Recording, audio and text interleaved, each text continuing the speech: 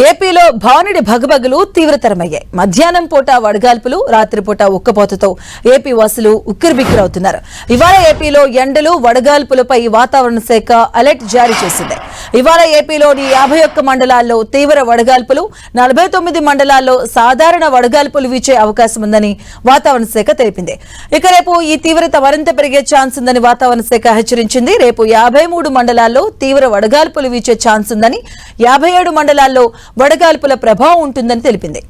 ఉత్తరాంధ్రలో వడగాల్పులు తీవ్రంగా వేస్తాయని, కోస్తా రాయలసీమలో ఉష్ణోగ్రతలు భారీగా పెరగబోతున్నాయని వాతావరణ శాఖ తెలియజేసింది. శ్రీకాకుళం, విజయనగరం జిల్లాలో అత్యధిక ప్రభావం ఉంటుందని, పోలవరం, అనకాపల్లి, ఏలూరు ప్రాంతాల్లో తీవ్ర వడగాల్పుల హెచ్చరికను వాతావరణ శాఖ జారీ చేసింది. ప్రజలకు అప్రమత్తంగా ఉండాలని విపత్తుల నిర్వహణ సంస్థ సూచిస్తుంది. మధ్యాహ్నం వేళ ప్రజలెవరూ బయటకు వెళ్లకూడదని హెచ్చరిస్తుంది. ఇక తలపై టోపీ, కాటన్ దుస్తులు ధరించాలని, ఇక సన్ గ్లాసెస్ వాడాలని సూచిస్తున్నారు. గుండె, షుగర్, బీపీ ఉన్నవారు జాగ్రత్తగా ఉండాలని, నిమ్మరసం, మజ్జిగ, కొబ్బరి నీళ్లు ఎక్కువగా తీసుకోవాలని తెలియజేసింది. అలాగే డీహైడ్రేషన్ నివారించేందుకు నీరు ఎక్కువగా తాగాలని వైద్యులు చెబుతున్నారు.